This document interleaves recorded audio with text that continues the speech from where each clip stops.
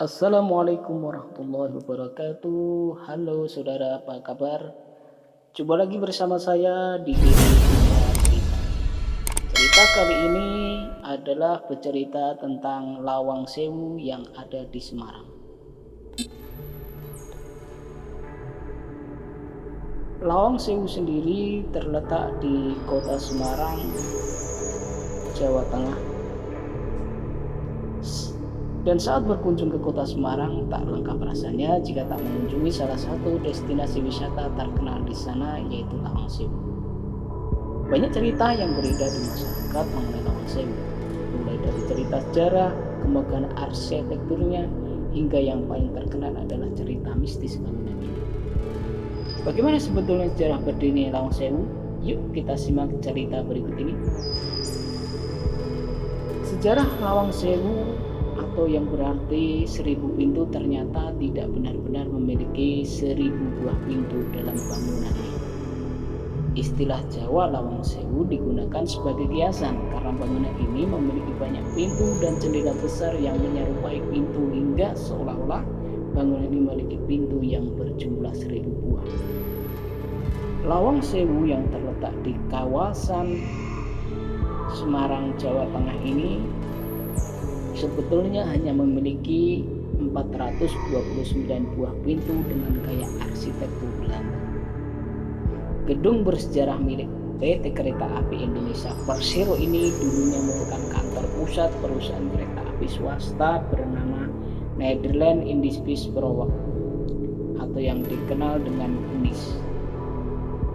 Gedung seluas 18.000 hektar ini dibangun secara bertahap mulai tanggal 27 Februari 1904 hingga Juli 1907. Pada perkembangannya dibangun pula gedung tambahan di sekitarnya pada tahun 1916 hingga 1918. Bangunan ini dirancang oleh dua orang arsitektur Amsterdam bernama Profesor Jacob Appelhammer dan W.J. Oudek dengan elemen utama berupa bentuk lengkung dan rancangan sederhana.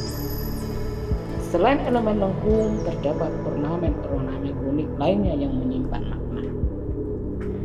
Pertama, ornamen kaca patri asli dari pabrik Johannes Laurens Schouten.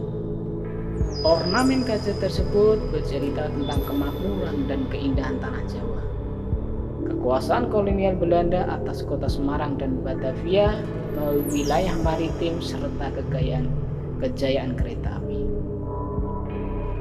Selanjutnya ada pula ornamen tembikar pada elemen lengkung di atas balkon, kubah kecil berampis tembaga di puncak menara air, serta hiasan perunggu di puncak menara.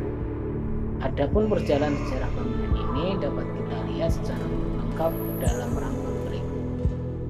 Terhitung mulai Juli 1907 digunakan sebagai kantor pusat administrasi NIS. Tahun 1942 sampai 1945 diambil oleh kependudukan Jepang dan digunakan sebagai kantor Yugo Sobioku atau yang dikenal dengan Jawatan Transportasi Jepang. Mulai tahun 1945 pasca kemerdekaan diubah menjadi kantor eksploitasi Tengah Dikari atau Jawatan Kereta Api Republik Indonesia.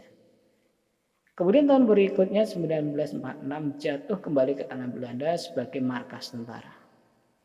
Tahun 1949 digunakan oleh Kodam 4 Diponegoro setelah pengakuan kedaulatan RI. Kemudian tahun 1994 diserahkan kembali kepada Perusahaan Umum Kereta Api Perumka yang kemudian berubah menjadi Persero PT Kereta Api Indonesia.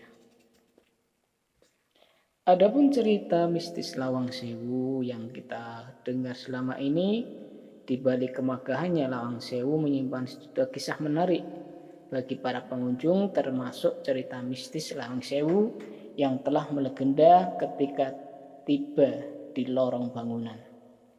Pengunjung disuguhkan dengan ruangan penuh pintu. Di sudut lantai pertama, pengunjung akan menemukan sebuah tangga turun menuju ruang bawah tanah. Berdasar cerita pengelola gedung, ruang bawah tanah tersebut dulunya digunakan sebagai ruang penjara. Satu buah bilik hanya berukuran 2 kali 2 meter yang harus digunakan untuk menampung 6 orang narapidana. Selain bilik sempit tersebut, bagian lain di ruang bawah tanah tersebut juga digunakan sebagai ruang eksekusi narapidana. Sudah tak terhitung lagi jumlah nyawa yang dieksekusi di ruang tersebut selama bertahun-tahun. Tak jarang pengunjung yang mengatakan sering mendengar suara-suara dari bekas penjara bawah tanah tersebut. Ruang bawah tanah tersebut menjadi salah satu saksi bisu yang dianggap paling menyeramkan di dalam bangunan Lawang Sewu. Meskipun kini Lawang Sewu telah dipugar dan ditata sedemikian cantik untuk menjadi objek wisata, cerita ruang bawah tanah tersebut nyatanya tak lekang oleh waktu. Demikianlah cerita hari ini tentang Lawang Sewu. Mudah-mudahan memberi manfaat. Dan jangan lupa untuk subscribe, like, dan komen, serta nyalakan tombol notifikasi supaya mendapatkan video-video terbaru dari kami. Assalamualaikum warahmatullahi wabarakatuh.